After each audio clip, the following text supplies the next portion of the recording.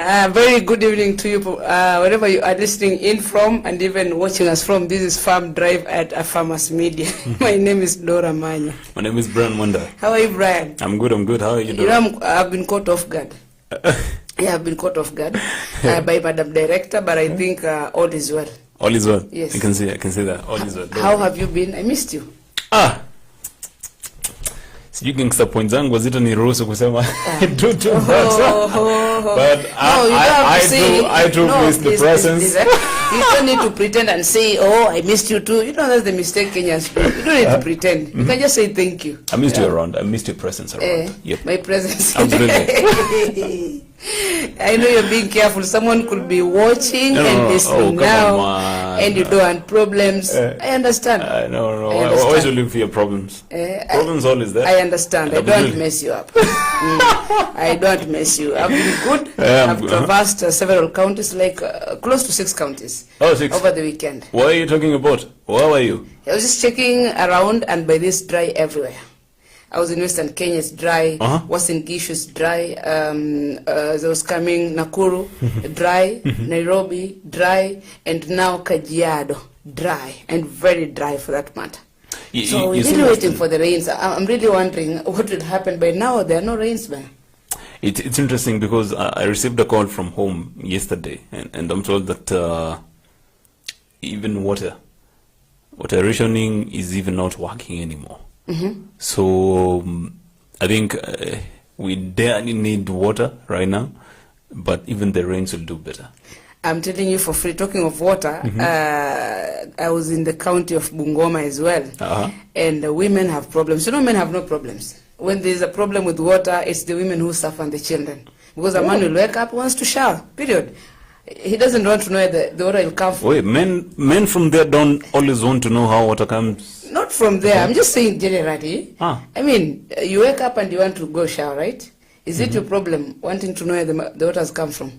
I think some of these finer details will leave them to ladies. But then come on, history, a piping of water, vitu kama hizo, that's when we come hands-on. You see? We don't know the weather is in your place, by the way, in your county. Talk to us and let us know.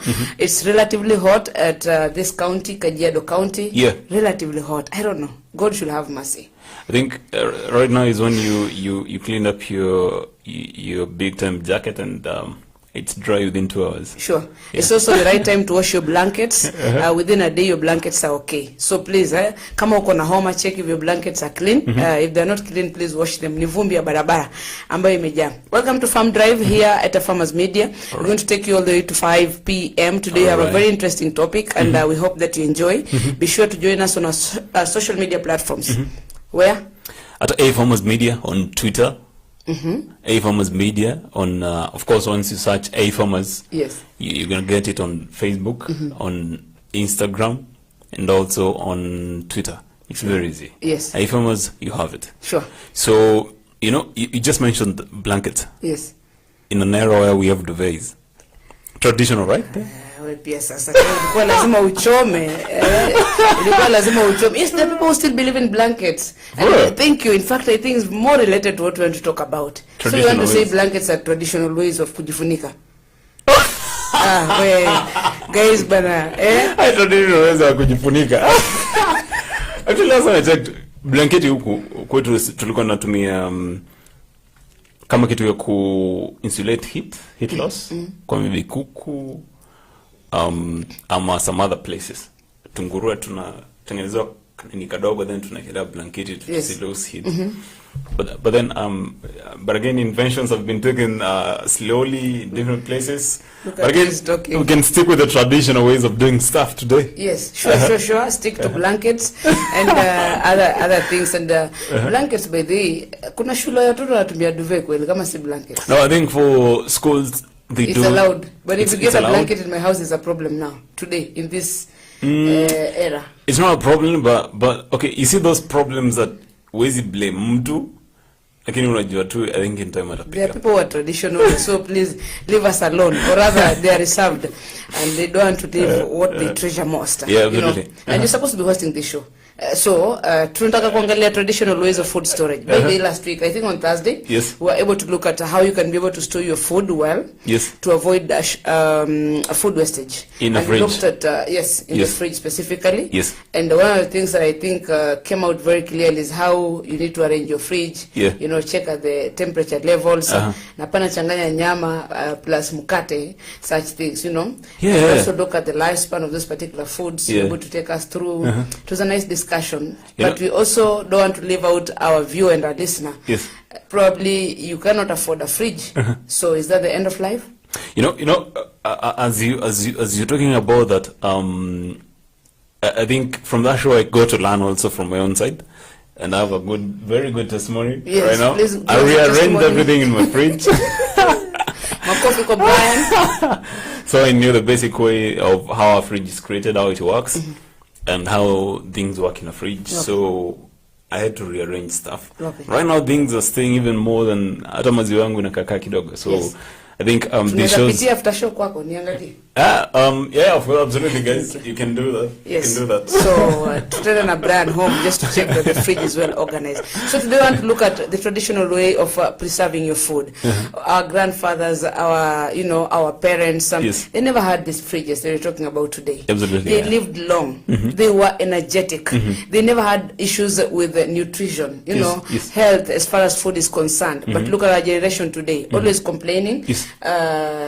Ugonjwa kila wakati, probably it's the way we store our food. Yeah, absolutely. Yeah. Yes, so we want to look at the traditional way. How do you use, how did you used to preserve food during your time, or yes. even today? Yeah. Are you sticking to the traditional way of storing food, or you are modernized? Please get the conversation rolling on Facebook at Africa Farmers Club or Afarmers Media, yes. and we'll be grateful to get your feedback. We'll be giving you our lines, which are open, so that you can be able to call in to talk to us. How to preserve food traditionally without feeling it's costly, but still ensure that you eat healthy, and of course ensure that your food is preserved for quite a longer time. Yes. Let's talk about this. Yeah.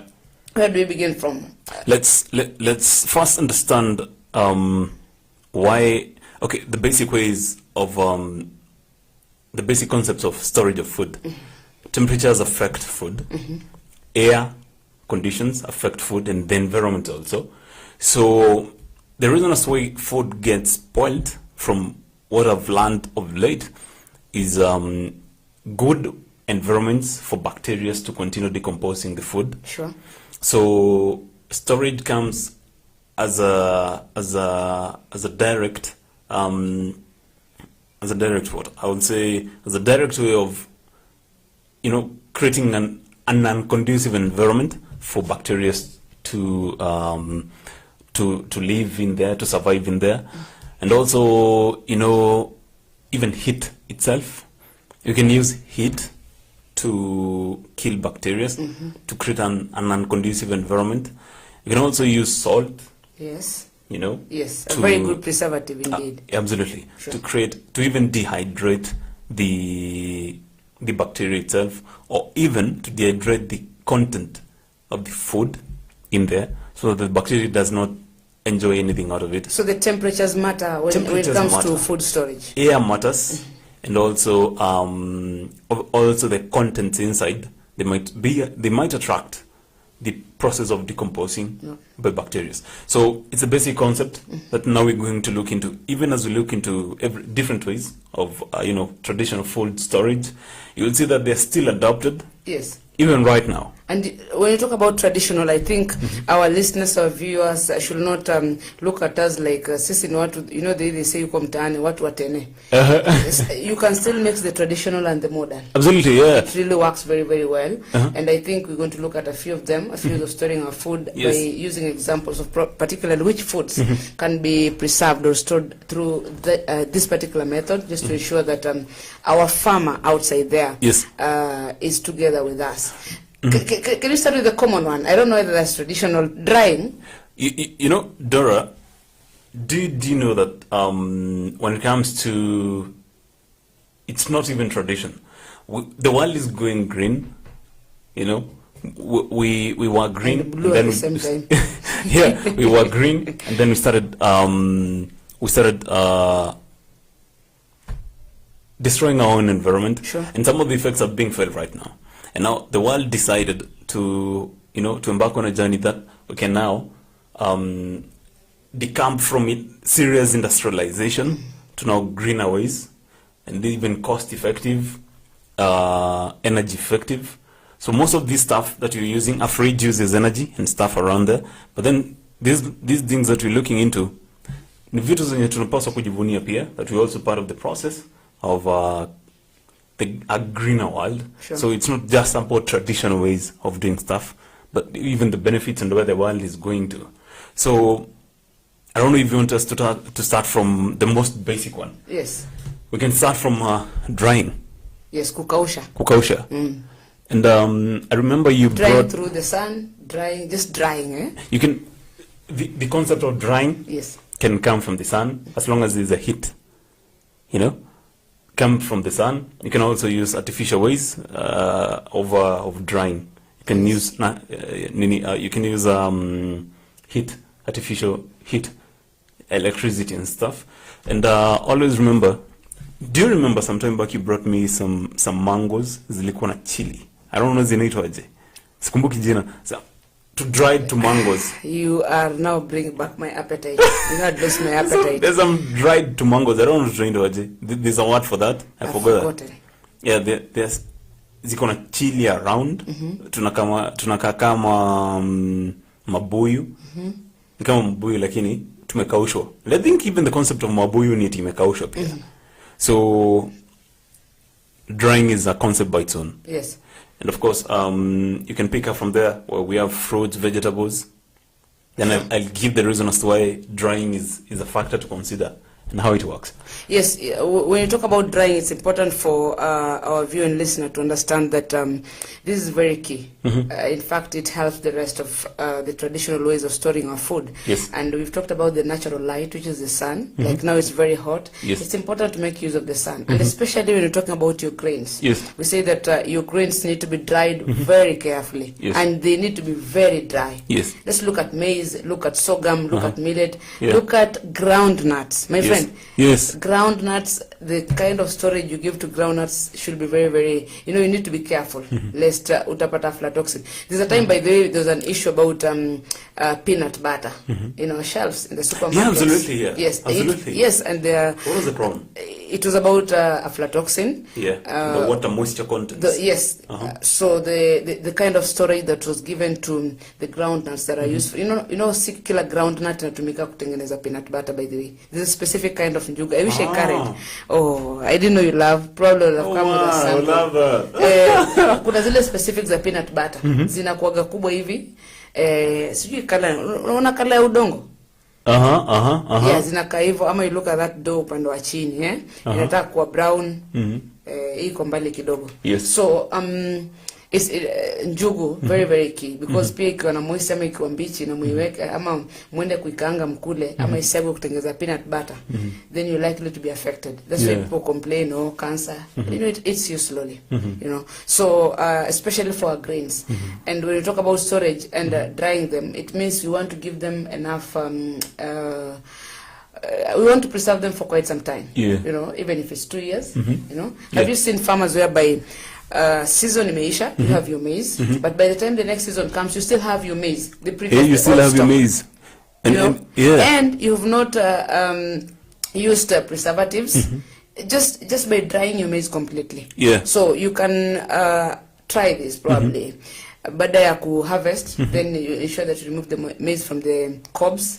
There's a traditional way also of doing that, ya kutoa mahindi kwa cobs. Nowadays we have machines that we have machines nowadays, but pia even now you want to tell me probably some of our parents back at home machine not afford sangapi. I think now they use more of that. Yes, so put your maize in a sack, chukua fimbo, tandika mahindi, tandika, until you see that's how our parents did learn to beat up children for some reason or another. Yes, so but, it has to be dry completely. Yep. So that stays for long. Yeah. Na pia another way when you're still talking about drying there, once you have dried your grains, the storage bit is very very important as well. How do you store, therefore? I don't need to dry my groundnuts or my maize or beans. Then again, niweke mahali ambapo is cold. Understand? Then I'll have done nothing. Itaanza kumea. Oh, the cold always bring that. Yes. Okay, no, okay. So okay. it means once your grains are very dry, then you also need to keep them vizuri. If not in sacks, you know, there are those who have granaries back at home. I don't want to call them traditional because kuna zile modern. Siko umeona mtu anajenga. It's just like a house but lifted from the ground. And then it's ni transparent. Hewa inaingia, haina wall ni inaitwa wire mesh. Zile wire zina unaona kama umefuga kuku, the ones you use. Inaitwa chicken mesh. Sasa tuseme hiyo mesh. Inatengeza vizuri hiyo store, but it must be up from the ground and then very transparent so that hewa inaingia safi, but also at the same time to ensure that haiozi kwa haraka, you know. So drying is important. It's a very good concept because you know, as we talk about value addition, which we normally advocate for in this show, value addition can come as simple as storage. Sure. And even that drying is value addition. The way you harvested the produce and you will sell at that stage, and once you dry and sell it again, the price doesn't fetch the same. Sure. You're going to get a little bit of benefit. So what you're doing right now is some bit of adding some bit of skill, some bit of skill, and then which comes with some money. And looking at the basic idea, the basic concept of drying. Drying is taking away the moisture content. The moisture content. Yeah. Na inamaanisha produce yako itapungua. Yeah, of course that's now we're going to look into the downside of that. Yes. But once you look at the concept of drying, is that once you take away the moisture content in a produce, you create an enabling environment for bacteria, so they don't live in dry contents. Oh, okay. That's the most beautiful thing about it. And the funny thing is that you can do that on your fruits, on your veggies too, apart from your cereals and everything around there. And nowadays you don't need to have to wait for the sun alone. Yes. Kama uko na stima nyumbani, which stima imeongezeka kidogo, imefika hadi rural areas. Yes. Of course, now people have something called dehydrator. Yes. So it takes away the moisture content, and you're ready to go. Now, the downside of drying. Yeah. No, in as much as we're saying there's a downside of drying, we can't run away from it. And that's why we always tell the farmer, when you're calculating your cost of production and all that, put into consideration some of these things. That whatever I get probably from my farm may not be the same thing that I get to the market. When I harvest my maize and it's not very dry, yes, and I dry it, the moisture content inapungua, you know, I am likely to get lesser yields. Na haimaanishi ya kwamba you have lost. It's just part of, you know, farming, because you cannot, unless you're going to sell green maize. Yeah. Wale wanataka kuuza ama kuchoma mahindi, mahindi choma. So unless it's that, but in normal circumstances, lazima content itapungua. Yes. Moisture content na maisha kwamba itakuwa, it will be lesser by a few kgs probably. If your sack probably started drying your maize, one sack of maize, it was full na haikuwa imekauka vizuri. By the time you're done drying, maybe after a week, trust me, it will appear like imepungua. So you don't need to say someone has stolen from you. No, eti kuna mtu anachota mahindi hapa kidogo kidogo. You know? Yeah, so we cannot run away from it. Yeah. Trust me, Brian. Drying, we cannot run away from it. We forgot to look into the commodities that you can, of course, you can dry. I'm saying here you can dry meat, fish, you can dry also chilies and stuff. Yes. You can dry vegetables, and of course we did talk about fruits. And I'm also more informed that apart from a dehydrator, you have an oven, and also you can use a microwave. That's interesting. Yes, you can still use that. Yeah. That's now we are merging the traditional plus the modern. Yeah. But it will be important also for us to understand that when we talk about drying. Yeah.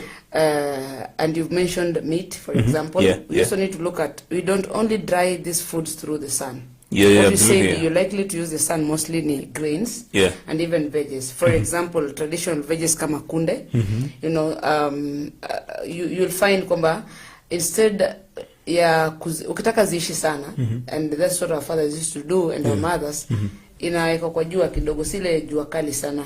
See, and then there's a way inakuja kusiagwa, and then you're able now to prepare your kunde vizuri sana. So drying, I think, will apply to especially grains and some of the vegetables. And also probably look at cassava, something like cassava. Cassava pia will need jua kukausha. Because you see, for cassavas pia, if they're not well dried, they develop molds.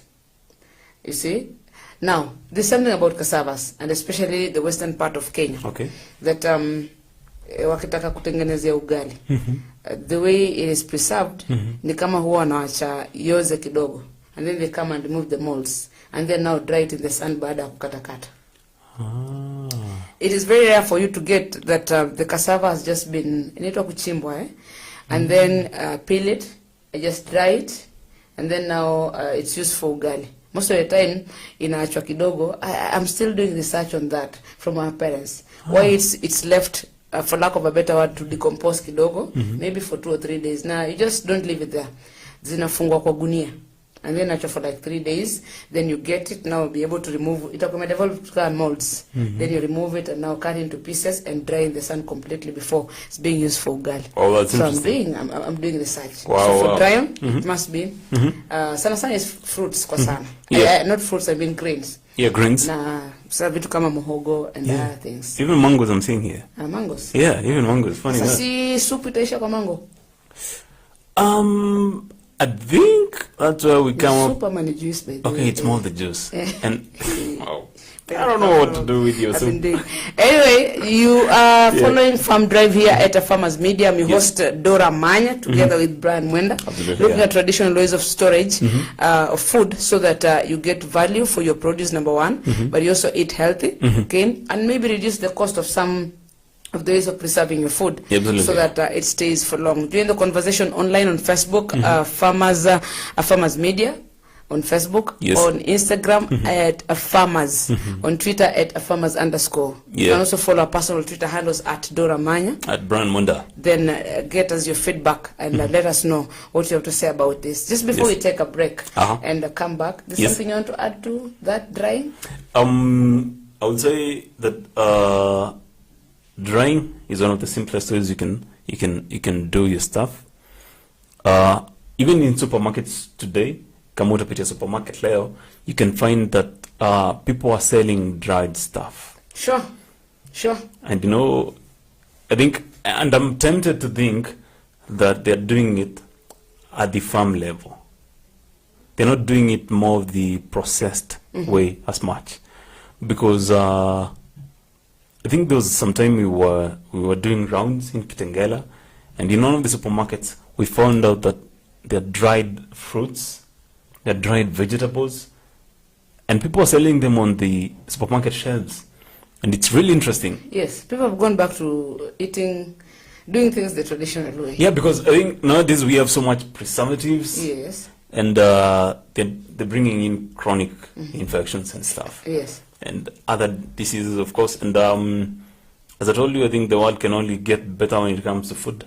Sure. Yeah, absolutely. Yeah. Okay. Yeah. So we'll be talking more about drying problem, which are other means of, if not drying, I know there are other methods. Yes. And what exactly can you dry using those particular methods that we're going to put across. Yes. But as we go for a break, Brian, you are one person who is very passionate about Omnia products. Yeah, absolutely. I'm a little bit passionate because I've seen them work. Yes. Yeah. Tell us something about it.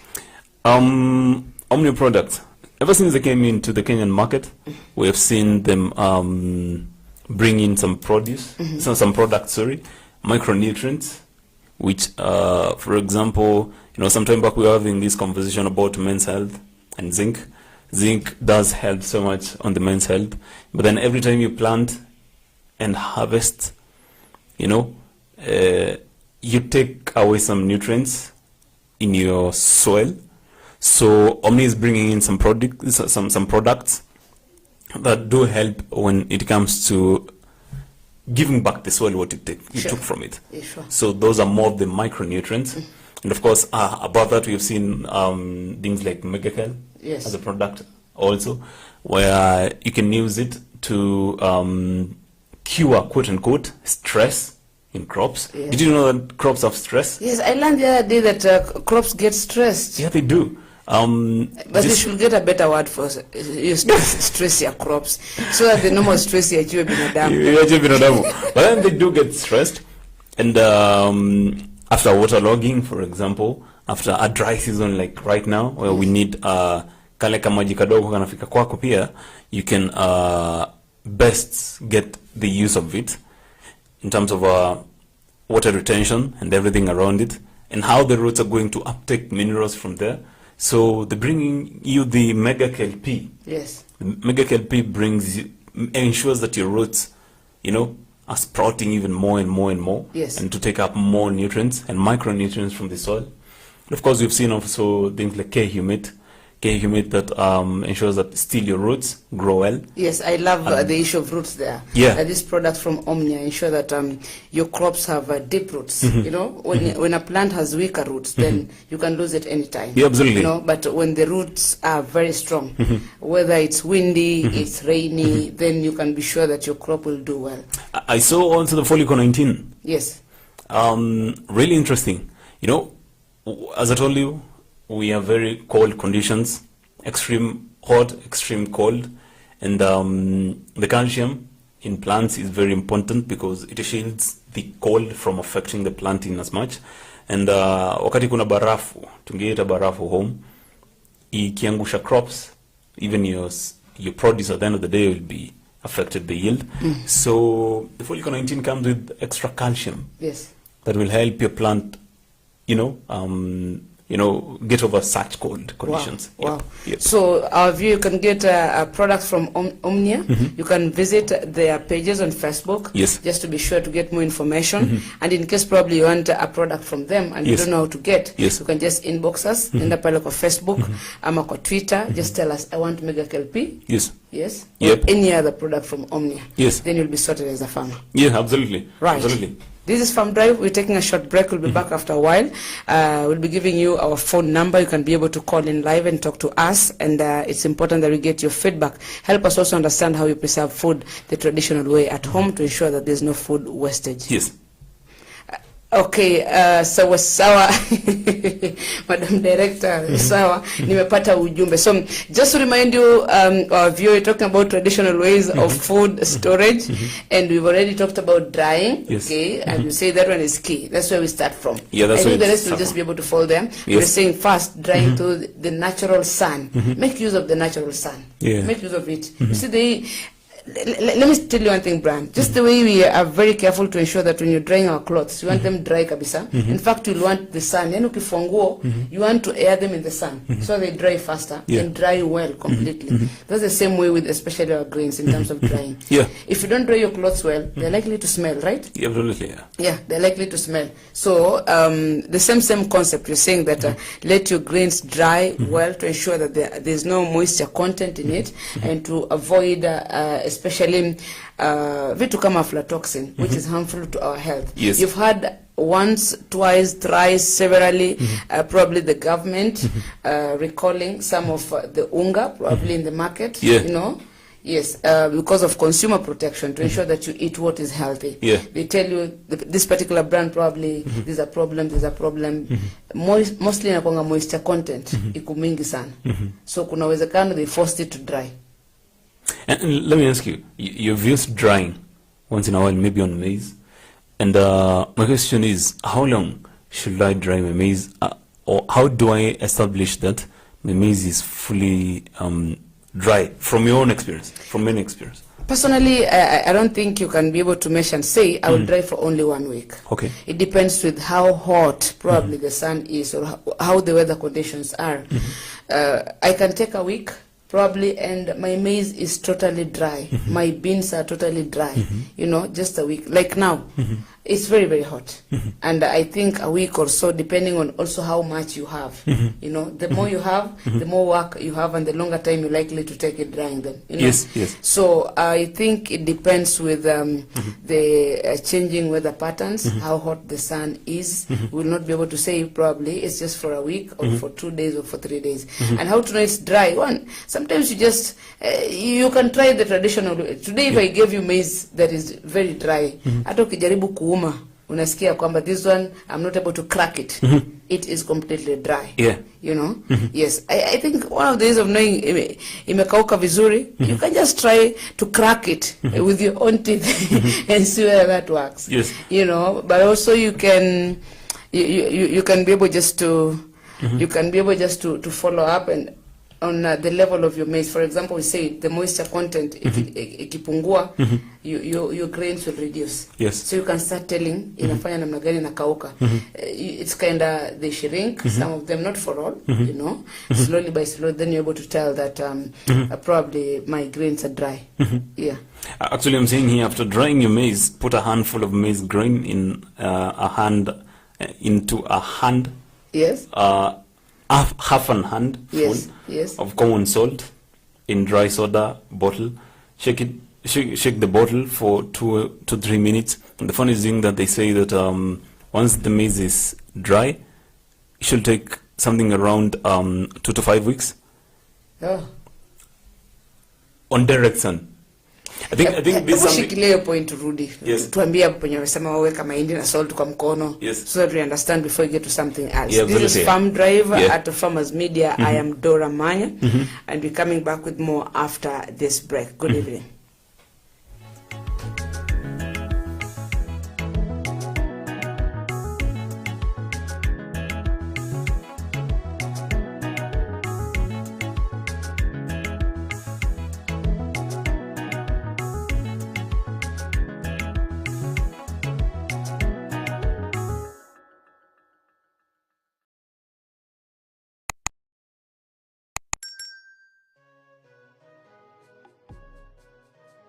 Papai ni moja ya tunda mashuhuri kwa kiasi kikubwa nchini Kenya.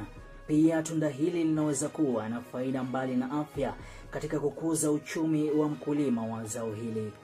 Pia linaweza kuwa chanzo kikubwa cha pesa za kigeni kwa kuuza nje ya nchi.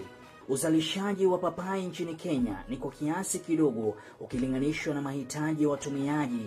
Hivyo inahitajika nguvu zaidi katika uzalishaji wa zao hili. Zao hili limeshamiri kote nchini kwa kutoa mavuno bora. Ungana nami niweze kufahamisha bayana na kwa undani kuhusu zao hili la paipai.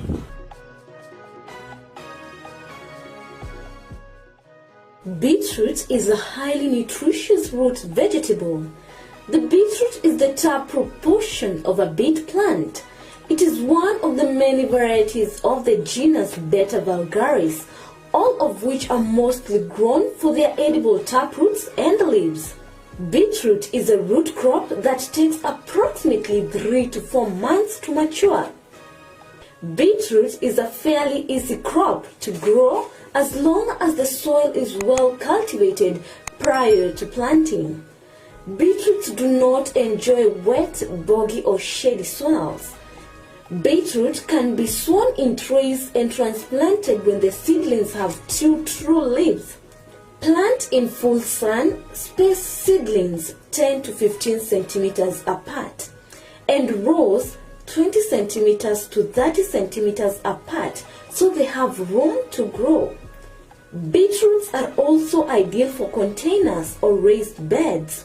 Beetroots will happily thrive in small areas as long as there's at least 20 centimeters depth of soil. Beetroot has been used not only for food, but also for treatment for numerous conditions.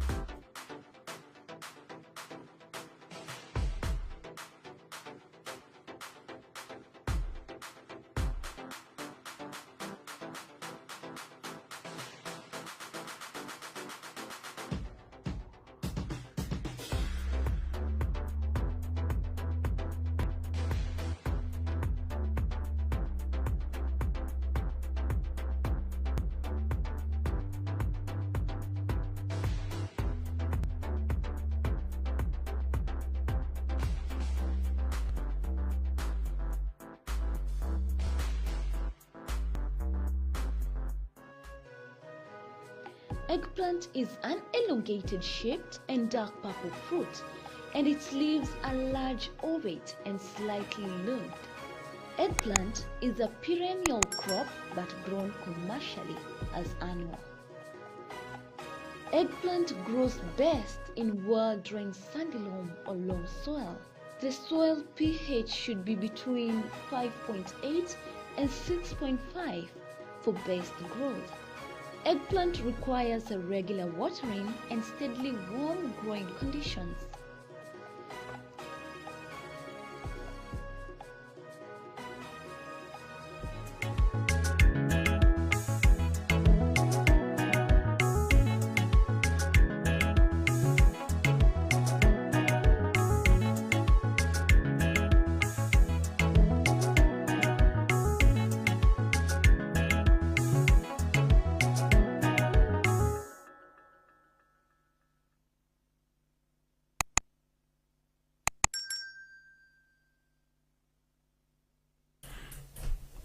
Welcome back. Welcome back to the conversation. Oh, that one you ambushed me, right? So welcome back to the conversation, and today we're talking about one of the simplest ways of preserving your food back at home. Natural ways. Yes. You know? Let me just check, ensure that my levels are okay. I think that's better now. Are you doing right? Yes. You're doing good? Yes. So welcome back, I would say. Say it again. Welcome back to the conversation.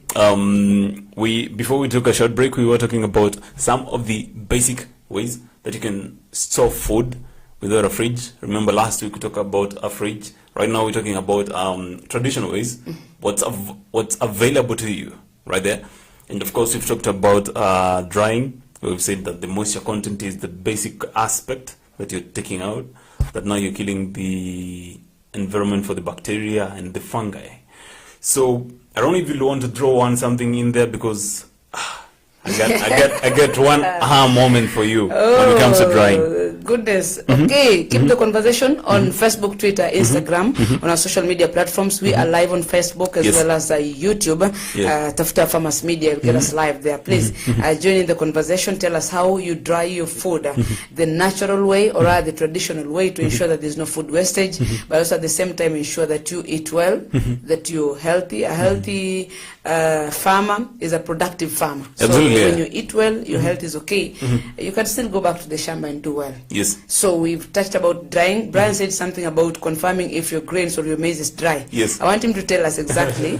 Sijui kama ni mazinga wangu anatuambia namna gani, that there's something you can do just to confirm that your maize is dry before you get to another way of storing or preserving your food to ensure that it stays long. No, the 3 ways of doing this, but I would go to the first, which is the aha moment, because once you have done storing your maize, drying your maize, one of the best ways and simplest ways to know that, and also the cheapest way to know that your maize is fully dry, just look for a glass, a jar glass, a transparent one, right? Yes. And then now take 1 teaspoon of salt. It's a dry glass. Teaspoon is the small one, eh? Yeah, kale kadogo tu. People don't know the difference. Kale kadogo tu. Okay. And then eka kwa hiyo jar, which is dry. And then I'll take 3 teaspoons of maize. That maize that you're testing to see if it's dry enough. And then now stir it. You don't add water?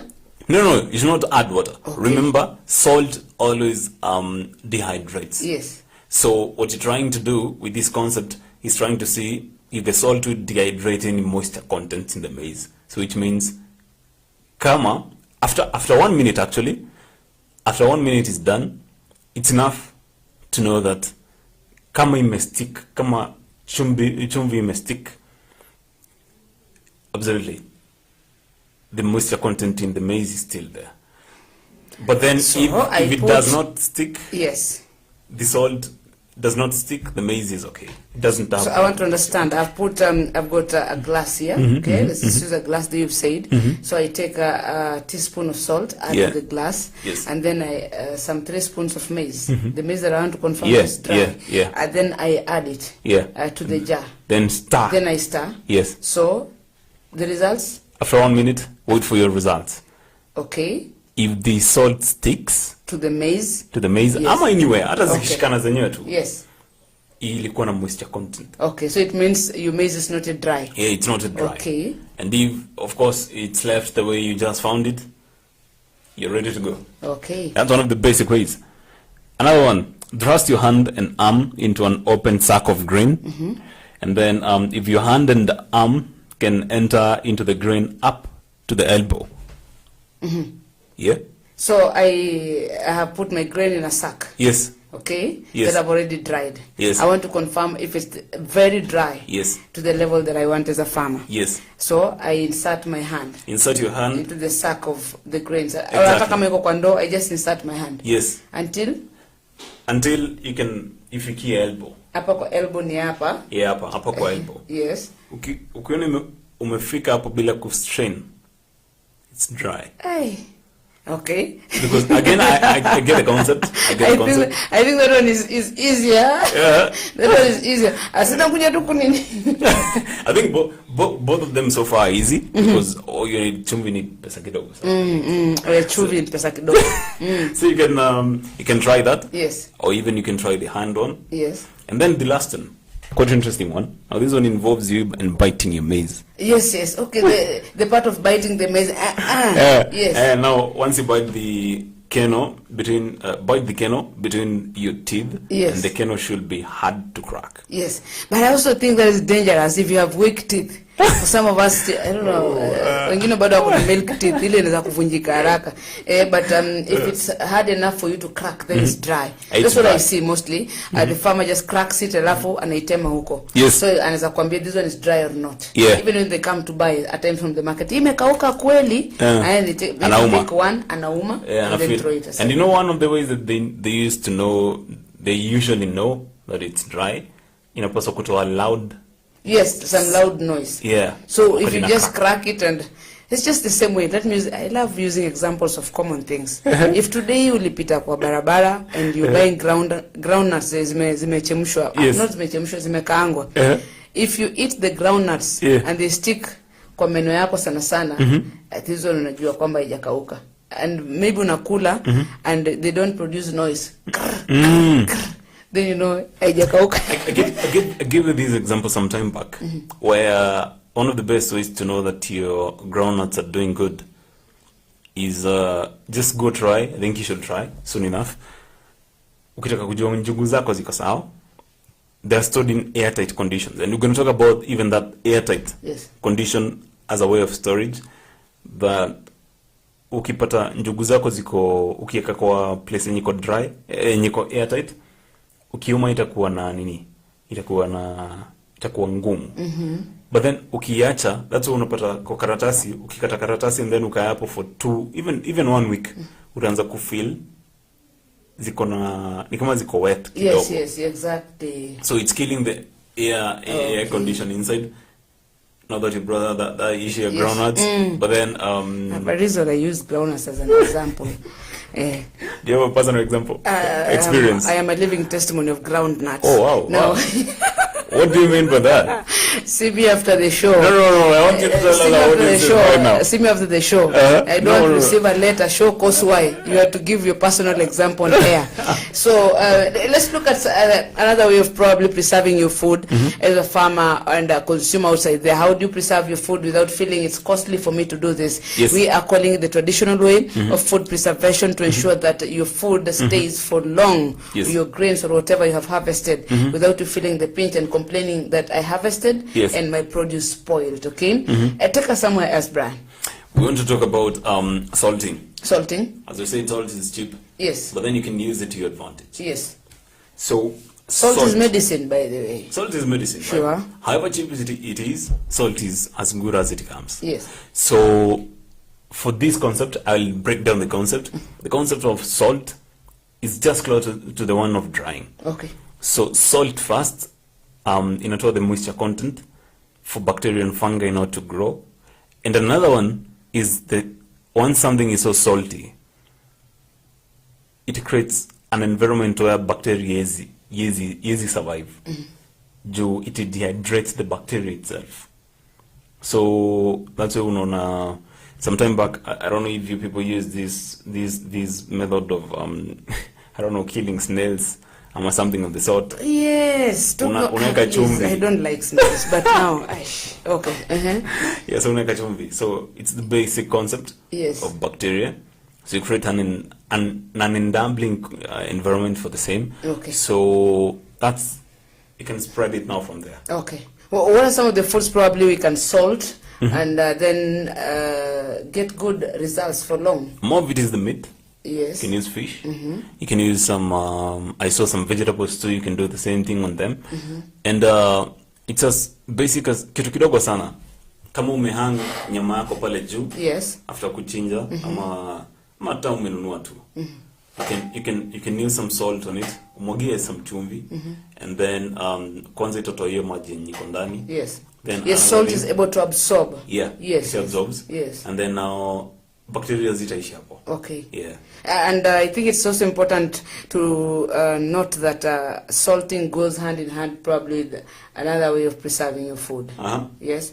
Because you said salt is medicine, yes. Salt preserves food for quite some time. Yes. And you talked about your meat. So today if you bought meat and you are busy, probably don't want to cook it, okay, and you don't have a fridge, you can just take the raw meat, wash it properly, then salt it. Yes. Spread salt, enough salt. See kupima. Just enough salt and keep it. Yeah. And you'll realize that mostly salting works with probably smoking. Okay, smoking in terms of drying the food. Yeah, absolutely. Yeah, we can even go into that, smoking. Yes. You have used smoking? Yes, I've used smoking, especially on nyama. We smoke nyama, right? I've never known about that. Kukausha nyama. How does it happen? Is that smoking? I've never seen it happen. Actually, describe to me, how does it happen? Nyama, if you want to keep your meat for long, I'm just giving you a vivid example, like just like a few days ago, we had to preserve meat for like 3 days before cooking it. And not preserving in a fridge. What you do once you bought your meat, you don't cut into pieces. Ikiwa mzima mzima, of course from the butcher it has different, maybe 3, 4, or it's just full, one package. So you wash your meat, then get enough salt, spread it visually. We ensure that the meat has absorbed, the salt is into the meat properly. Then you'll notice margin za kupungua. Okay. Then what you do, you have your wire that you use to probably smoke your meat or maybe roast. Okay, maybe the best way, this is the smoking and the roasting. So talking about I think what I'm referring to is basically the roasting. So what happens is once you get your wire, put it on fire. Now this time we're not talking about fire that is producing smoke. You're talking about fire that has been lit, but now you have the charcoal. You see makaa. Even if you're using your jiko at home, you don't start roasting your meat when the jiko makaa is still dry, because that one is dangerous even to your health. Until all the charcoal turns, let me say, red. Then you can start using it to roast your meat. But always ensure also that it's not a lot of fire. Okay, it is regulated, it's moderated. So you take your meat, then put it in a wire, and then wekele juu ya moto.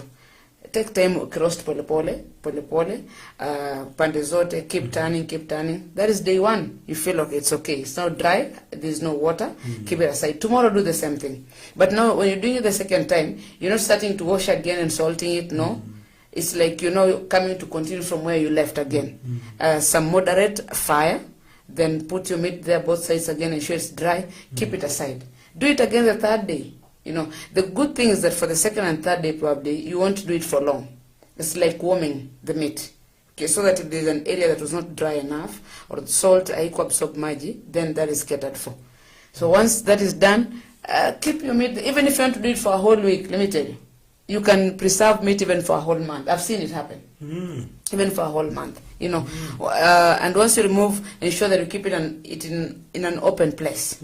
Don't put it in an airtight container. Open place, and then your meat is good. It can stay for a very long time. That is for those for roasted meat. But the same concept works for the smoked meat. Kuna wale wana smoke namna hii. They can have the meat, then hang it somewhere that is hot, probably in your jikoni or kitchen. So that when the fire goes up, unaona hiyo joto, it dries your meat slowly, and even the smoke itself. So they hang it somewhere, and then the meat keeps on drying just like that. So for meat, that is how it works. I think the same concept also for fish. Yeah. Okay, for the smoked fish, that is also the same thing. That's why a smoked fish has a longer period than the deep fried one. Ile imekuwa deep fried kwa mafuta. No, smoked fish itaishi sana kuliko ile ambayo tumedry kwa mafuta. So are you trying to say that ni sisi tu tunatumia so much on electricity bills either way? We can use traditional ways and we're good to go. You know, the problem is we think when we use some of these methods, tuna feel like when ni mtu wa kitambo sana, you're not updated, you're still living in the world wakati wa Zinjanthropus, you know, when you're living in the current maisha ya sasa. So there are things when you do, when someone finds you doing them, they feel like sasa huyu anaishi enzi gani? Anaishi enzi ya mababu zetu, you know? But mababu zetu had a lot to teach us. There's a way we could pick a lot from them. Yeah. You see? And especially in terms of food preservation, let me tell you. Yes. Those guys were doing very, very well. So when you want to cook your food probably that was salted and smoked or roasted, it's very easy. You can now, it's now time to cook. Maybe you can wash it. Then, trust me, you don't need to keep boiling that meat forever. For those who will want boiled, it's okay, just for a few minutes. It's okay, it's already soft. It's even ready for eating. Yes. So from there you can decide you want to fry it, you want to boil it, whichever way you want to do it. So once I've taken it from the storage place that I did put after smoking it, you say that I just clean it up a little bit, and then it's ready to roll just like any other piece of meat. Yes. Oh, interesting. Always ensure kwamba haitaungua. You know, there's a difference between kuungusha chakula and you get your meat is very black and then the soot is there. If the soot is there, remove itakuwa kali. Wow. So get your meat and remove. Let me use the word soot. Ile unaona kama imeungua. You see there you roast. I know you love roasted maize. Lazima unakula kila kitu when you live work. So if that maize imekuwa roasted na moto mingi, what happens inakuwa black, si ndio? Yeah. You're likely to notice huyo mtu wa mahindi labda atakuwa anazi scratch kidogo kwa sababu imeungua. You see? So that ule ukali wa kuungua is not there again. You know, I also tried something I think last weekend where unauza kuku kwa streets na wanaweza kuchinjia pia.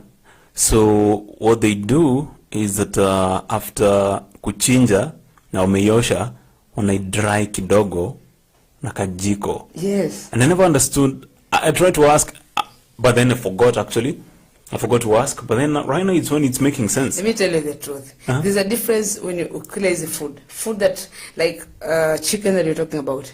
I have just slaughtered my chicken, then from there naenda kwa sufuria na kuanza kukaanga.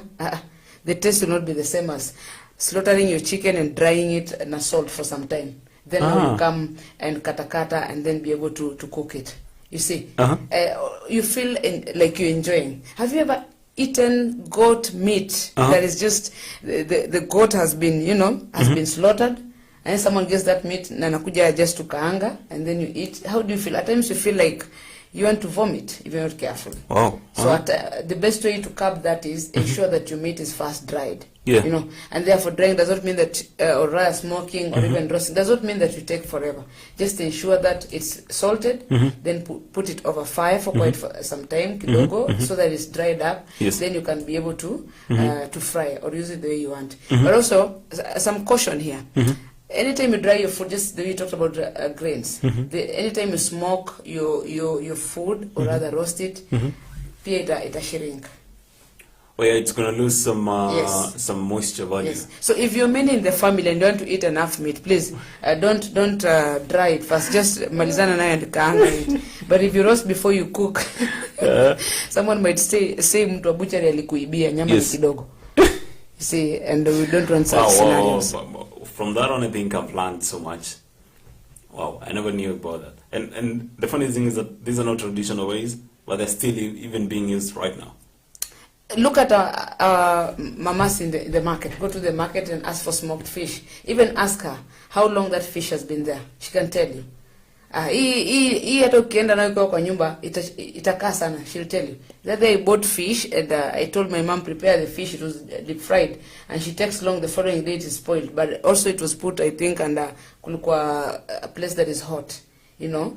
So even as we're talking about all this, always remember that when you go to store your food, ensure that you put it in a cool place. Put it in a cool place. you know, whether it's meat, whatever it is, whichever we've used to dry it or just preserve it, keep it in a cold place. Apart from sana sana they use saying grains, ukiweka mahali tena, it is you know, moisture iko juu ama kuna baridi, likely to develop molds ama pia inaweza kuharibika ama kuoza. So you go buying some maize and imeoza kuoza. Ni storage tu ilikuwa mbaya. Ni storage. Yeah, the storage was bad. Depending also, maybe you put in bags that were also not dry. For those who put in bags, okay. I know nowadays the hermetic bags. That's a story for another day. But once you had your grains ready, where did you keep them? Maybe so mwingine anaenda kuchukua polythene na aweke.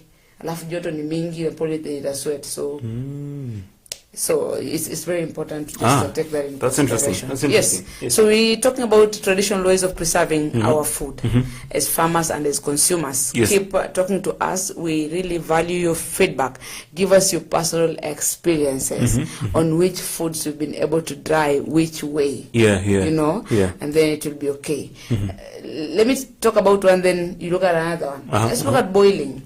Boiling. Yeah, you can just also boil food. Like let's look at foods like githeri.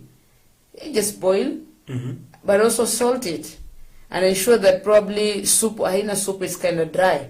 That githeri will stay for long. Yes. What makes probably your githeri spoil very fast is that after boiling and it still has soup or water. Let me say soup. So and then you've forgotten to warm it. Definitely it tatiza and it will spoil very fast. So what do you do? Always ensure once you boiled it, and then you can salt it, and then ensure that it's dry again. So then you can keep your githeri even for 2 weeks. Kazi yako ni kuchemsha tu. There's a time we talked with Diana kwa Shajara and I said, anytime you're going to warm your food, like you left kamnyama kwa sufuria jana jioni, ama leo asubuhi ukija kazi. So huyo mnyama umeacha kwa sufuria. When you go back in the evening and you want to use huyo mnyama, utamchemsha sio? If you still want it for another 1 day, please always ensure kwamba your food boils to the maximum. Don't put there kidogo alafu unatoa. And especially for veggies, zita spoil haraka, and fish itaharibika haraka. It's really interesting because what I can see here is many men we're very guilty of madhe ametupakia food vizuri lakini tukifika Nairobi something happens. I even don't know what, because for example tumeboil minji and then tunaweka kwa fridge, lakini wakati wa kupika sikumbuki the due process of doing it. So once it's from the storage, what's the basic, what's the most basic ways of preparing that again? Look at it this way, from storage, depending with what kind of food. And I think we talk especially for food that is preserved in the fridge. We said you put it somewhere so that it comes back to room temperature, normal room temperature. Then probably you can be able to wash your food and be able to cook it, depending with what food we're talking about, you know. But let's look at an example of githeri that we're talking about. You've come with it from home. Your mom has given you minji that is already boiled, and you don't have a fridge. Just ensure that you drain all the water. Okay, that food it can be preserved longer if it does not have water in it. So you can use some salt on it. Yes, you can salt. Yes. Also, anytime you see today, if I drained all the water, it means when I warm it, kama itakuwa na maji kidogo na maisha inaweza kuungua, si ndio? So when I come to warm it, probably I can add some little water, but always ensure pia ime dry up. Then keep it for another day. I think what you're talking about today is not just at the household level, but also as a smallholder. Right now, when the maize prices are not doing so good, sure, you can do some storage, and one of the basic, you can dry. You can actually even salt them. Salted. And then you can also, you've talked about smoking and I think roasting some foods. Yes. But there are some you can just boil, like for meat, as I said, you can just boil and it's salted, for meat now, hata ukiona soup yako, as long as the following day you come again and ensure that umechemsha vizuri to the maximum level, you know, then you can have it going without mafuta. So you just boil it without adding anything. Yes. Unajua kuna watu wanapenda chakula boiled. Yeah, so for any food that can be, even your veggies, you don't use them today. Why do you have to you know, why do you have to cook them and then unakaanga na nyanya na vitunguu and then you want to use this mboga after 3 days? There's no need for that. What do you do? Just boil your veggies until the time you want to use them. Then you can kanga with mafuta kidogo for those who still want to use cooking oil. But for those who are doing the traditional way, some will just add salt and add some milk or cream. And they're able to eat. For those who daktari amwambia pengine usikule mafuta, you know, or those who are very careful with their weight, what do? They just boil, then of course ensure it's salted, and you can add some milk, and that is it. But let me also surprise you. Did you know that tomatoes pia zinachangia for your food kuspoil haraka? Tomatoes, Especially for veggies. after cooking. Today I want you to try cook sukuma wiki, and especially when it's hot. Na usiweke kwa fridge. Nunua tu kidogo ya 10 bob. Kaanga na mafuta na vitunguu na weke tomato. And then in the morning come to work na haujachemsha. And probably you did not leave it you did not leave it open. Ipate hewa kidogo. When you go back in the evening, you open that door, you meet some very bad smell. Yes. You can do it practically. No sukuma ya 10 bob. Just do it. Some of these things you try at home. Yes. And you see it works for you. So we preserve food from home. As a small holder farmer, some of you are doing business. You know, you have a small hotel. You don't have a fridge. You're wondering how this food can be stored longer for your customers to enjoy it. It is still possible. Yes. Like milk, for example. Probably if I stick to boiling as another way of doing it traditionally, I don't need to have a fridge to ensure that my milk stays for 1 week. You know, I've seen it work. That I have milk 5 liters, and it's just maybe for consumption at home, or I have visitors tomorrow, and I want to book milk in advance from a particular farmer who demand ya kwake watu wengi wanapenda.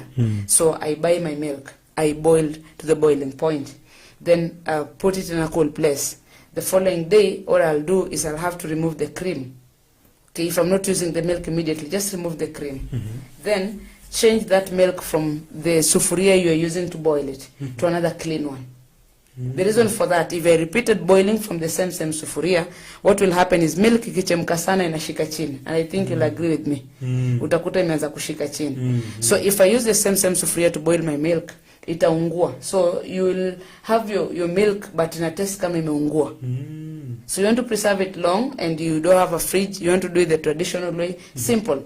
Remove the cream in the morning, then get a clean sufuria, pour your milk there and boil it again. Boil it again paka ichemke. Si kuweka ikue warm paka ichemke. Just like that. Then again do it the following day. It will always have cream. So remove the cream but change the sufuria. That's very, very important. So that your milk does not ungua. I've done that and it works for more than a week. Wow. I love this conversation. I think we're going to just take a short commercial break. Yes. And we'll be back with even more. Yes. More ways that you can use. I'm saying that you can even oil pack. You can ferment. Yes. You know. Fermenting, very, very important. And also canning. Okay. Canning, tight. Yes. Yeah, I think we'll just mkebe. Yes. Yeah, absolutely. It's really interesting. And I'm sure that it's a conversation you're going to pick up even after the short commercial break. Yes. And I'm sure you have some words for us from Markup and Unido. Yes. You have something for us? Yes. So we take this short commercial break? We talk about it after the break, right? Yes. Okay. All right. Sawa, we're taking a short break here at Farm Drive at Afarmers Media, where what do we do first? Connect. And then learn. Learn and grow. And then grow together with you as a farmer, okay? And follow us on our social media platforms and subscribe to our YouTube channel. There are so many videos there.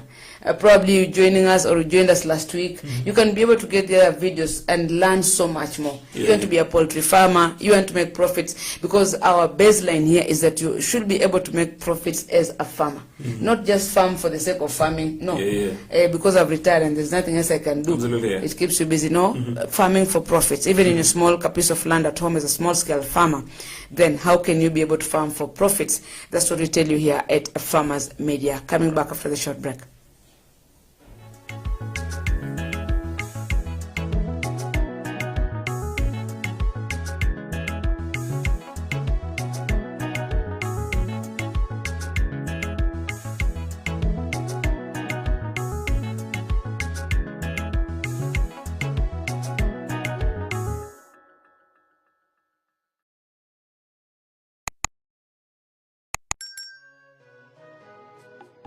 Amaranthus, or locally known as terere, is a highly nutritious vegetable that is cultivated and consumed as a leafy vegetable in many parts of the world. It's easy to grow, matures fast, as it takes an incredible shorter period than most traditional crops. There are many species of amaranthus, with some green and others red in color. When growing amaranthus, ensure the soil is well drained and rich in phosphorus, and most importantly, ensure the seeds are well distributed to achieve an even spread when establishing a green amaranthus field. Amaranthus is especially loved for its tender leaves and for their healthy dose of ions, vitamins, and a range of minerals.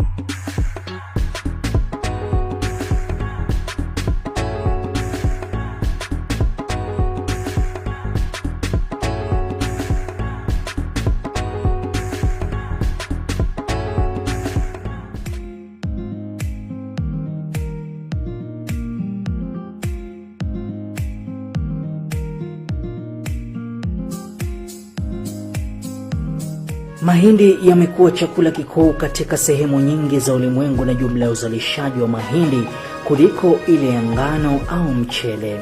Mbali na kuwa mahindi ni chakula, pia hutumiwa kutengeneza ethanoli, chakula cha wanyama na bidhaa zingine. Kunayo mahindi ya gume, mahindi ya ganda, yani popcorn, mahindi ya unga na mahindi matamu. Mahindi yanalimwa sana kote ulimwenguni na kiwango kikubwa cha mahindi hutolewa kila mwaka kuliko nafaka nyingine yoyote. Shamba la mahindi linaweza kutayarishwa kwa kutumia njia za kawaida au za kilimo cha uhifadhi. Kilimo cha kuhifadhi ni pamoja na kunyunyizia dawa za kuulia wadudu zilizopendekezwa na wataalamu wa kilimo. Unaweza kutumia trekta au njia ya mikono kufanya kilimo cha mahindi. Ni muhimu kuandaa ardhi mapema ya kutosha kuruhusu magugu kukauka na kuoza kabla ya kupanda. Agriculture is the art and science of cultivating the soil, growing crops, and raising livestock. Agriculture provides most of the world's food and fabrics. It is not only a source of food and income, but also creates employment opportunities for many people in the world. Over 1 billion people worldwide work in agriculture, generating 2.4 trillion for the global economy. The global impact of farming on the environment is revealed that 40% of the Earth's land is now given over to agriculture. Agricultural development is one of the most powerful tools to end extreme poverty, boost shared prosperity, and feed a projected 9.7 billion people by 2050. And we, the Afarmers Media, roll the carpet for you as we welcome you to our thrilling farm visits to different farmers that educate and inspire you in different sectors in agriculture. Catch us also on our shows on all our social media platforms as we bring you educative and informative information that will help you learn and guide you on your agriculture journey to success. Our farmers attain knowledge and grow profits.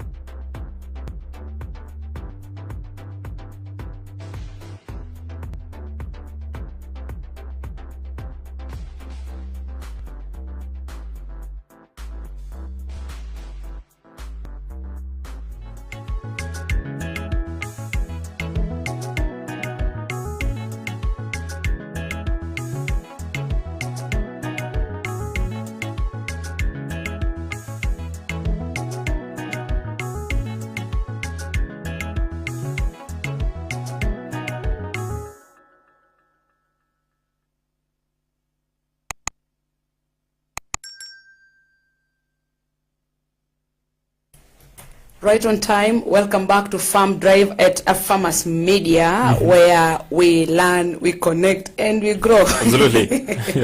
My name is Dora Man. My name is Brian Munda. And we're having a very healthy conversation, by the way. Yep. Very, very healthy. Some of the things we ignore, but they really go a long way to help us to be able to live long and not waste food. Yes. And today we are looking at traditional ways of preserving food without you feeling a pinch of the cost. You know, where Kenyans are now. We talk about someone spending an extra coin on something. Umaikuona mtu unampigia tu simu na anakukasirikia. People are stressed. You call someone, you talk to them. Mtu anakuongelesha vibaya. You know, the stress is about money. You see, so we're trying to help you to ensure that in whichever way you can be able to save some of this money. Yes. It's important for you to adopt that method. Yes. And we thank you for the conversation. For those who are following us online, remember we are live on Facebook, on YouTube as well. You can follow our Twitter handles at Afarmers Media, at Afarmers_ on Twitter, and at Afarmers with a Z on Instagram. By the way, to TikTok. Oh yeah, but we are also on TikTok. Yeah, for the lovers of TikTok, yeah. Yeah, TikTok. Mercy can tell you more about TikTok. Yeah, absolutely. Na Madam Director anaitwa Lista. Yep. Watakwambia sana about TikTok. Yeah. And before we talk about even markup, by the way, thank you so much. Thomas Okello Pondo says, as far as the traditional ways of preserving food, he says dusting with ash was common. Meat was roasted dry. Hapo kwa kudust na ash. The same point, by the way, is echoed by a guy. This guy is a DJ, DJ Shandix. Is watching us live from Bungoma County. Right. And this guy says, following you guys, and he says meat was also, roasted and put in ash. Nasema hata ukidry nyama na uweke kwa ash, haiwezi haribika. Can you help me understand that? Nimesha dry alafu I think when they say dusting, so nisha dry, then I take that meat, I put kwa ash.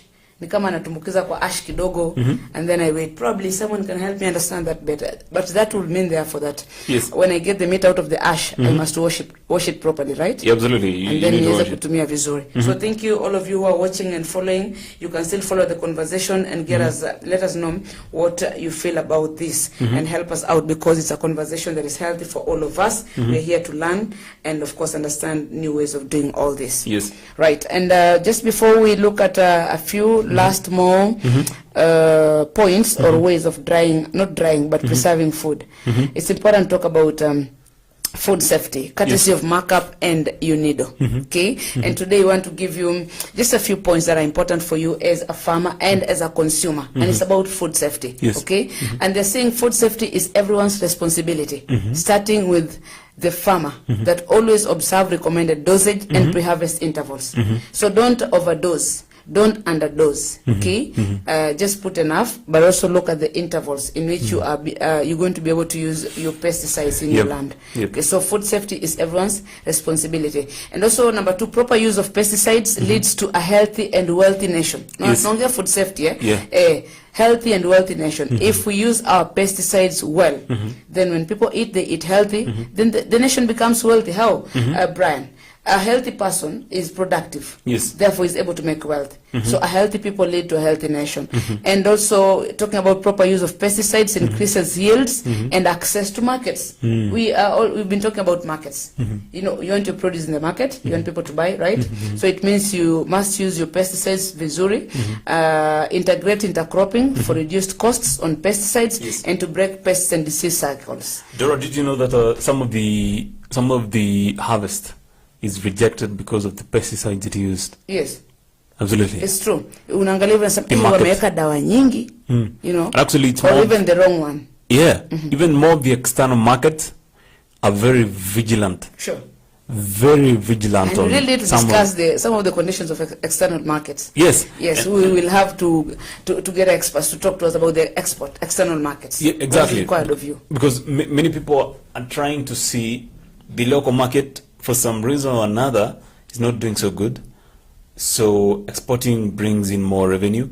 But then, even as you look at the external market, always know that they are always looking for the pesticide that you used, and to know that there's a traceability aspect that comes with it. Sure. So good bookkeeping, record keeping, with a good I would say pesticides. Even selling pigs, even selling animals nowadays. People even come to inspect where they are right now. And that traceability aspect More important. Very, very important. Yes. Yeah. And of course, as a farmer, it's important to attend available trainings on good agricultural practices and pesticide use within your county. What do you mean by that? Learning never stops. Yes. And then agriculture is evolving. Farming is evolving. You cannot farm the same way we used to do it like 20 years ago and still expect the same results, or rather different results. Therefore, if there's a training in your county, Kajiado, Nairobi, wherever county you're watching us from, attend those trainings as a farmer. They'll be important for you to learn much more on pesticides and many other agricultural practices. Remember, we're talking about safe use of pesticides, courtesy of Markup and UNIDO, who are advocating that we be safe as far as pesticides are concerned and their use. This is Farm Drive. I'm your host, Dora Manya. Your co-host, Brian Munda. Co-host. Sasa co-host. Anyway, we getting to the last bit of this. Talk to us about another way of preserving food, the traditional way. I think as we also come to a close, we want to look at, if possible, are there advantages that are there when you look at the traditional versus the modern? Are there any advantages? Let's first of all talk about. Of course, we're going to talk about that nutritional value and everything that's lost in the process. Yes. But you asked a question that I've been looking for: is how does ash help in preservation? Sure. And here I'm saying that ultimately, it's the coolness and the darkness of the storage location. Okay. You know, it provides the two. Oh. Those two aspects that you didn't mention some time back. Yes. The coolness and the darkness, along with the protection of food from air, nutritional, natural impact on organic biological processes. Okay. So air, temperatures, and condition in terms of lighting. Okay. So that's why ash is used. Ash, yes. Yeah. Na hii ash, I don't think it's used in meat only. I think kuna mali ash inatumika. Sijui pia kama ni kwa mahindi. But I'll do my research so that I'm sure about that. There's so many other ways ash is being used just to ensure that all is well. Absolutely. I want us to go to canning. Yes. Canning is like creating a vacuum. There's no air. So you're just creating a vacuum, an artificial vacuum, that there's no oxygen. It's just it's like suffocating oxygen out of it. So what you're doing is not even to the product itself, but more to the bacteria and fungi. So for these to grow, remember the concept that we said: temperatures, oxygen, air circulation. So now we're looking into air circulation itself, the oxygen. So wakati umeweka kitu kwa can ama vacuum, you're good to go. Oh. And it's something that, you know, the funny thing is that, you know, that storage that we've even seen right now, you know, actually I'm even tempted to think that more of the traditional ways of storage are still adapted bigger than the modern. Okay. Because just go to your local shelf, supermarket, you're gonna meet every aspect of it. Sure. Mkate, you know, mbona mkate, for example, mkate kwa karatasi na mkate yenye iko kwa ile packaging yenye inakuja kama ile material box. Yes. You remember? Ya kuweka sukari. And everything around there. Do you know that do you know why you need to put your bread in airtight ili hewa isiingie ndani isaidie hizo fungi na bacteria continue to decompose. Okay. So it's as simple as we're even seeing it on our bread. We're seeing it on our njugu, as I told you, and in very many things. Hata vitu hata githeri, but they so githeri came a dry one. Yes. Wow. Yes. So githeri after kwa dried inaeko kwa vacuum. And you know, a vacuum, you think it's a very technical word that we're using, but then it's as basic as hata jar. Na jar inakuwa na karaba kaku make sure that hakuna oxygen inaingia. That's a vacuum right there. Wow. You know, even the milk itself. Yes. Can you go there? Yeah, hata milk inatumia concept ya vacuum, where there's no air coming in. So that means the bacteria that are responsible for decomposing are not surviving in there, or some sort of you're creating a very harsh condition for them, Sure. non-conducive. And these are very, as long as you have the concept, you can even create your own way, as long as you have the concept of Yes, what's how important is having things the work. concept on how Yes. it's done. Yes. Okay. And canning, of course, I said it's creating an airtight condition. This can be used on raw or cooked food. Food, yes. What you do is you can use seal jars, and more of it is they kill bacteria in the jar, and some even kabla ya kukan they heat first to kill some sizable amount of bacteria, and then wanaeka air condition mbaya in that, okay, there's no oxygen coming in. Yes, sure. For the bacteria. So once you start looking things that way, that's when you start seeing why things are packaged the way they're packaged.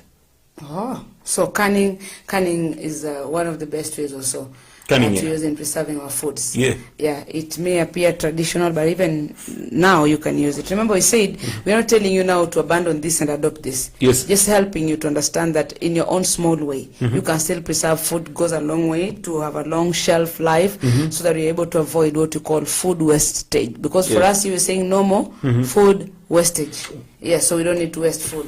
And before I come to you again, I've just remembered, and I think we're going to do more research on this. Yes. There's a way you can preserve food to remain hot by using the traditional, they used to call it, I'm forgetting the name. You see, there are those baskets that goes na kitambo. Na kina mama inushago wanaweka kwa kichwa, wanaenda kwa mashini kusiaga. I'm actually losing the right name for it. There's a way inatengenezwa ndani. You see, the studio is kwamba imetengezwa, it's soundproof. Kwamba nikiwa hapa and I'm talking, probably someone outside may not be able to hear. So there's a way they're also prepared with the black material inside there, and then once you've cooked your food and put there na umefunika, even the kifiniko pia imekuwa imetengezwa kwa uzito. Just I'm using the analogy of our studio, just like that. You see, when you open our door, it's very heavy, kwa sababu ya material imetengezwa hapo nyuma kwa ya kuchukua sound. So kifiniko pia ya hicho kifaa kimetengezwa especially the black material in a manner that is good.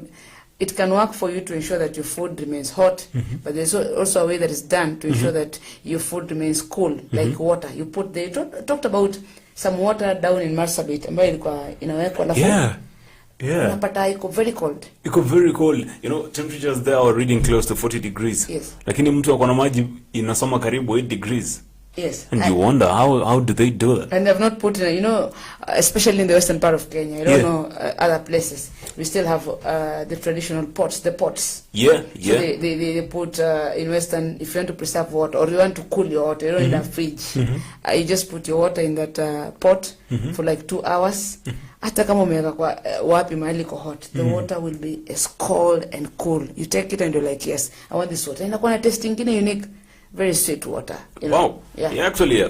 So, actually, more of, people are living even way before the industrialization and technology invention and innovations. And this is what you're reviewing. Some of the things that we were working, and then, zikakuja, some of things were invented, and now we're moving the technology way. Lakini, well. Some of us, especially the young generation, you feel like when you hear about some of these things, you say, no, this one's outdated, without knowing that this is helping. Understanding, Some of us live longer lives, Yeah. So that's key for us. At the same time, there's something about oiling you want to tell us. But before then, if you want to preserve food, or just keep it hot, maybe food ambayo unafaa kula. Kitambo wama siku hizi utasikia people use hot pots. Maybe they put food to ensure that it remains warm for today. But in siku za kitambo hakukuwa na hizo hot pots. What people used to do, and it still works even today, for some foods like ugali and even bananas that are cooked, cooked and mashed. So when you cook your ugali, what you do, you can once the ugali is ready, or your mashed or your potatoes are ready, umemash vizuri, to keep your food hot, you wrap, you get banana leaves that are clean. You clean the banana leaves, here tunaosha panguza tu vizuri, the banana leaves, then put your ugali there and wrap very, very well. and put it somewhere that is the temperature is still high, because if you want the food to remain hot, labda karibu na moto or somewhere. So when even after an hour, even after 2 hours, your food will still be hot. So you go unwrap the banana leaves, then get your ugali very, very hot and with some unique taste. Or even you mashed bananas, and ask especially our brothers from Uganda, they will tell you. It's very, very exciting when you've prepared your bananas, mashed them, kisha mash na manisho unangoja kama mnyama hivi kule nayo still get it hot. But kana na kuipata ikiwa hot, kuna taste fulani tu unique. Very unique taste, sweet taste about that ugali or about that mashed bananas. Wow, boiled. Wow, that's interesting. Yeah. Wow, that's take you really a walk interesting. around Western and Uganda. Actually, one of the places I've never gone to is Western. And I would love to go to Western. Kenya. I've wanted to go to Western. If you've not gone to Western, I want to just my friend, see how people do their stuff. Those people, there's so much knowledge, there's so much you can learn from them. Yeah, especially actually, in I know terms of that. traditional ways of preserving food. Yeah. There's so much you can learn from them. Actually, I think you'll tell me more about oiling, but I've seen this, my own mother do it. You have like oiling meat so that it stays for long. How? You've already, you bought your meat, you washed it, you salted it, and you dried it, or rather roasted it, na moto ile kidogo makaa. And then the following day, what you can do again, instead of kuirudisha kwa waya tena uikaushe, you can get your roasted meat, put in a sufuria, and then put some little oil. Then kausha na hiyo oil kidogo, ikishakuwa moto, and then take it and put it somewhere again. You can use it tomorrow. So you oil the roasted meat. Dora, from today's conversation, what I'm seeing is the reason as why we need to get more and to understand more than one way of preserving is because one reinforces the other. Yes. If you've, of course, dried with some salt, ukieka kwa hash, you're good to go. Sure. There's so much that only one process does not, adding another one will make even more sense. Sure. And that's why we come to oil packing. Yes. Now, this one applies to tomatoes, eggplants, herbs, onions, olives. All this happens, also the meat that you've said. And the basic concept of oiling is, when something is oiled, it insulates against oxygen coming in. So either way, the bacteria is suffocated because it doesn't have any oxygen, any supply of oxygen. And these are very basic concepts that you have seen being used on different products. And it's really interesting how easy some of these things are. Very, very, very interesting. As you said, your mother has been using some bit of oil on meat. I saw it. And it works. It really works. You can learn so much from let me use this word, hawa watu wa kitambo. So these people hold the science. Today, sisi ni watu wa today, but a few years to come, pia tutakuwa tunaitwa watu wa kitambo. So it's important for you to learn so much from watu wa kitambo, but also remembering that there's some day hata utaitwa zilipendwa. I always say that. But Dora, it's something that I want to think this way, is that maybe all you've been doing is learning some of the things that you used to do, the science behind very many things.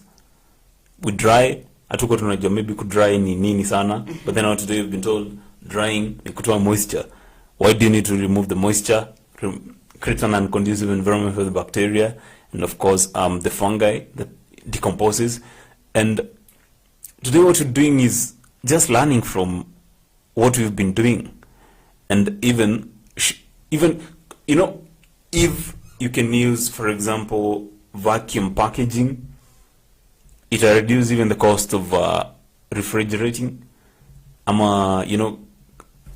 fridge and stuff, and coolants, and freezers. And this reduces the cost of production also, and the cost of value addition, quote unquote. And that's how simple it is. Okay. Yeah. Wow, beautiful. Hope you're learning something. You can call us live. We're almost coming to a close here. Our lines are 0700293031. 0700293031. You can always call in. Let us get to know how this conversation is impacting your life. We also want to learn from you, okay? We learn from each other. Yes. We also want to learn from you. Probably there's something we've not been able to talk about. You can also help us get to know other traditional ways of being able to preserve food. And we also have a farmer's proverb coming in just a few. But before we get to that, as we come almost to the end here, I know, what will you say are some of the advantages? And I know there's something called fermenting, by the way. Yeah, Kandona ferment, uji, what else do you ferment? Or you can also, I'm told you can ferment also milk. Yes, Okay, sure. Yeah, you can do that. Yes. And the basic concept is that you're converting carbohydrates to alcohol or organic acids. Yes, hapo kwa alcohol, That's why something fermented. That's once you have milk, it brings many byproducts. You have maziwa lala, we have yogurt. That's why the more yogurt unaeka kwa maybe warm temperatures around, or room temperatures too, ikikakaa inaenda kiu inatan sawa kidogo. That's fermenting. It's fermenting. The process of fermenting is there, and it's the bacteria that are breaking down. Yes. So that's why, as you say, providing cold temperatures, that the bacteria cannot live inside there. It slows down the process of expiry. Yes. The expiry is just process of fermenting. Okay. So you said you can ferment milk to ferment porridge. Now the things people need to know that fermented food, especially drinks kama maziwa, is very good for your digestive system. Yeah, I'll tell you for free. Interesting. Like whether it's yogurt, ama maziwa too, and you see the traditional way of fermenting milk is putting in a guad. Or a guard, mtungi inaitwaje kibuyu in Kiswahili. It's a guad. Yes, a guad. So you once you've milk umemaliza kukamua, always sieve your milk. Sieve your milk. Why are you sieving it? Sieve your milk because inaweza kuwa na uchafu wakati ulikuwa unakamua, inaweza kuwa na manyoya ile wakati ulikuwa unakamua. Not only for milk that you want to ferment, even when you want to prepare tea. It's always advisable that sieve your milk. Sieve your milk, okay? So sieve it, then be able to put in your guad. But again, there are those who will prefer to boil it. I'm still doing some research to know if you want to ferment milk, is it good for you just to ferment it like that without boiling, or boil first before putting it in a guad so that it ferments. There's also boil, but ukiboil, ukiweka kwa hiyo kibuyu, ukienda kuangalia after some time utakuta maji kwa sana. So I'm still doing research to know kama ni kuferment maziwa. And for those who understand can also help me learn whether it's good for you to boil the milk first, then put it in a gourd so it ferments, or how do you do it. If you don't have a gourd, of course you can even use any other container, okay, and you're able to ferment your milk. And fermented milk or even fermented porridge is very good for your digestive system. What I don't know is about alcohol. Someone a ferment, so sijui kama ni mzuri pia digestive system yako. I don't want to talk about that. Just one or two advantages of the traditional versus the modern ways of I can draw in one, and this one is quite interesting. It's not about humans, it's about animals. I saw a dog ikificha nyama. Wapi? Ikibari. Dogs do bury meat. Really? For real. And it's another one I want us to talk about. Burial. Okay. Now, pits being called cake pits are dug into the ground for storage. Other forms of burial storage include the storage clamps. It is undoubtedly one of the oldest and cost-effective food preservation methods being practiced. The ground temperatures, what do you bury in the ground? Now, let me get meat. Finish. To satisfy your curiosity first. Okay. But they say the ground temperatures, the darkness, the lack of light, right? And humidity levels associated with burying are ideal for preservation, especially for root crops. Arrowroots,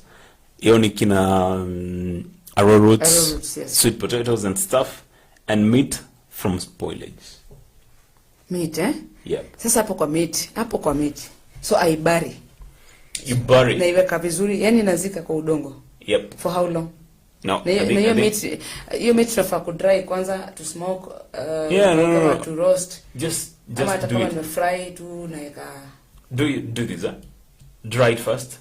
Of course, using maybe some salt. Yes. You've applied some good salt. Maybe you've added some nini kidogo, some mafuta kidogo, yes, na kupunguza oxygen levels. Then put it in airtight condition. Maybe karatasi hivi yenye ingizi hewa. Alafu chimba chini. Chimba zika hapo. Alafu zike hapo. Akisi dogi itakuja kufukua bwana. I never knew until I knew. No, si dogi itafukua nyama bwana. Wewe unangoja wageni wakuje na kuchukua nyama and you find this no nyama. Dogi inakula hapo tu nje mali wageni wanakuja. No. But again, oh my. That's something new. Burial is quite an interesting one. Sasa kama uko na tuzike nyama. Apart from kuzika nyama, chukua your arrowroot, chukua your sweet potatoes. Hiyo inaweza kubali. But as you zika the arrowroots and sweet potatoes, are they raw? Yeah, they're raw. Okay. Haina Well, ukiwa umeimaliza, I think haimei tena. Okay. Yeah. I think I would say dry it first. Yes. Maybe yeke kwa jua kidogo, and then you can put it under the soil. Haitamea. I'm trying to imagine I'm preserving my potatoes or arrowroots or nduma, and then I go for after 2 days bwana imeshaanza kumea. Ikianza kumea, you know that ikianza kumea may lose nutritional value. Okay. So make sure that it's dry. Yes. Okay, the reason I say you should not venye unaweza make sure that haitamea ni kuua hiyo moisture level. Yes. Yeye inachangia kumea. Exactly. Okay. So once you have the you go to go. Hapo kwa kubari. Lakini kubari nyama please. Okay, if you bury then ensure there's no doggy. Amnaga doggy kwa compound. Of course you can do on a controlled environment. Okay. Mali doggy hazifika. It's as simple as that. Usishtuke na mambo ya dunia, mambo madogo. Mambo ya dunia, si ndio? Yeah. Yeye kwa nasikia tu huwa na bari pesa. Anyway, maybe 2 or 3, like looking at the traditional versus the modern in terms of preserving the food. What do you think? You know, I'm looking at a case scenario of and I will want to base this argument on research. The fact that food wastage inaendelea kwa sababu we don't know even how to use some of this technology that we have seen. So maybe kama ni tuminji umetoka nazo home, ukifika nazo ujui how to do them, but then utakuta uko home hawaribu food for some reason. Yeah. They're doing good. Maziwa wanajua ku preserve bila fridge. Just look at the number of fridges walking around in the city. Very many. Sure.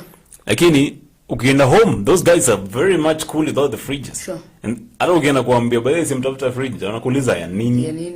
Because they look for alternatives. And food wastage, low costs of preservation. You can see kila siku fridge itachukua karibu 1 unit. Yes. You know, ukiwa home, well, hata kuna unit yenye unatumia. So cost effective. In short, it's cheap, it's cost effective. Yes. And the good thing about it, that one I would say, it does provide a solution and an alternative also for value addition, storage. Dry your maize, wait for the ultimate time that the market is so receptive in terms of competitive pricing. Wakati market inapeana pesa mzuri za maybe mahindi, and you're ready to go. Sure. So I think it's a win. It's a win. For different ways. When you preserve your food traditionally. Yeah. Cost effective. Yeah. You also think the nutrition value in your food is maintained somehow. Absolutely, yeah. The food, probably the roasted meat that is kept for long or even buried versus that one that has been put in the fridge. Yes. I wouldn't think that is the same. Remember when you talked about carrots last time that you want to put in your fridge to preserve. Yes. Ensure that you remove the leafy parts because the more it stays there, it sucks the nutrients. So probably the nutrient value in food is maintained the traditional way, okay, as compared to the modern way. Yeah, absolutely. So let's not think that you really have to preserve your food the modern way. Yes. Only you can mix the traditional versus plus the modern. Then you have good results. Your food is stored longer. Yeah. And you are healthy. Healthy, very, very important. You talked about the taste. Yes. The taste value. Wow, I learned it today, but I'm saying that I think the world has its own natural solutions Ni sisi tu tulikuja na vitu zetu. Hapo kwa test very very important. So ferment uji alafu versus ile asayenye matoa tu hapo alafu ukakunywa, you'll notice the difference. This is Farm Life, guys. Yes. My name is Dora. I'm with Brian here. We're just about to come to a close, but not without a farmer's proverb. Yes. Kazi kwako. Now today, you know, these proverbs keep on zinishtua sana once in a while. Now, this one is a very basic one. If there is no enemy within, the enemy is outside. The enemy outside can do us no harm. If there is no enemy within, yes, the enemy outside can do us no harm. It's interesting. You remember what they say? It's better the devil you know but than the angel you don't know. Same basic principle. It's better you know that from inside you're right, from outside you know how to crack it. Yes. So, well, I would love to put it in the context of Russia and Ukraine. But just again, in relationship, I mean in relation to this proverb. Well, one of the reasons as to why Ukraine has had some very harsh conditions for migration, and also actually even wamefunga hewa yao kabisa kwa ndege. It's the reason it's because they don't want Russians waingie, because sasa wata intermingle na watu. It will now be very hard to know where some of these explosives are hidden. Strategies zishaanza kufanywa, so it's better to tunajua Russia iko outside our country. Now from there we can control what's in between here. Okay. The same thing as COVID happened, where we had of course isolations. Better we know that uko hapo badala ukiwa miongoni mwetu. Okay. So same aspect. Yes. The enemy from outside is not as dangerous as from the enemy from the inside. Kikulacho kiguoni mwako, that's what they say. Yep. And but how can you preserve animal feeds traditionally? Animal feeds? Yes. It's one of the things You're a farmer. It's one of the things that I've been learning slowly, yes. Because kama sahi nimejipata niko na a lot of feeds zenye zimepita stage ya hizo nguruwe. So nguruwe zimepita hiyo stage ya kukula. So the next yenye sana za kuja baadaye ni after even 4 months. So 4 months, how are we going to preserve it? This way. Make sure that hakuna moisture content fasting, so there's no aflatoxin that maybe develops out of it. You know, animals are very delicate to feeds. Aflatoxin is like but the whole flock. Yeah, absolutely. Don't go too complaining. Absolutely. How to avoid that is make sure that first, of course, that it's dry. The location there is dry. And then, of course, apart from that, now you make sure that hewa iko kabisa. Okay. So umeifinya kabisa, and then from there make sure that of course you've talked about the uzuri wako temperatures do not so affect, but then you will have a cool controlled any place that of course pia wanyama wataingia. Okay. That's also some bit of granaries ziko na zile okay, please kama hii utapata there is ni kama tu ningekaita kanini kama ka plastic tu kamekatwa round venye panya itakuja hapa tu ichilo kupita hapo ila. No wonder granaries must be lifted from the ground. Yeah, they always lifted. Sikuwekelea tu hapo chini. Yeah, absolutely. From the ground. Absolutely. That's the basic concept. And the traditional ones, if you want to access, there's a way you've got to lift the roof. Yes. You see, with the modern ones, you prepare your granary, na mabati juu, and then it's wire mesh around, so you can be able to see the maize vizuri kabisa. So if you want to access and get some maize, you open the door, inakuwa na mlango. Yes. But for the traditional one, haina mlango, you see. So if you want to kuingia ndani to get some maize, or you want some millet or sorghum, what you do is you look for a way of lifting the roof. Then get someone mwenye ako na mwili kidogo, apande ingie ndani ya granary. And they're able to give you some produce from the granary. I'm telling you, life is interesting. It's interesting. Very, very interesting. So we need to come to a close. Yes. But what we're saying basically is whichever way you choose to preserve your food, always ensure that you don't waste food. Okay? Ensure that it's well preserved, not just for you, but also for the consumer. Especially if it's me who is producing and I want to take it to the market. Yes. Think about that consumer. You don't want to affect their lives. Yes. So just do the correct thing. It's important so that we all have a healthy nation. Yes. You need me tomorrow to buy your stuff. Therefore, package it well, store it well. Don't bring food that is spoiled for me, to consume. Just preserve it well. Mai kununua samaki, you get home and unapika kumbe ilikuwa imeoza. It feels bad. Yes, true. It feels very, and there's some of these foodstuffs that if someone consumes them as zilikuwa zime spoil, it's just instant. I'm telling you, they're poisonous. So we can really affect our friends outside there and the rest of the consumers if you're not careful as far as food storage is concerned. So you can choose the traditional or the modern. For me, I'll go the traditional way, but modern is also good because one thinks haraka. Whichever way, just ensure that there's no food wastage. Yes. Yep. We can finish this. Finish the show. Of course. From what we've learned today, temperatures, cool temperatures always good.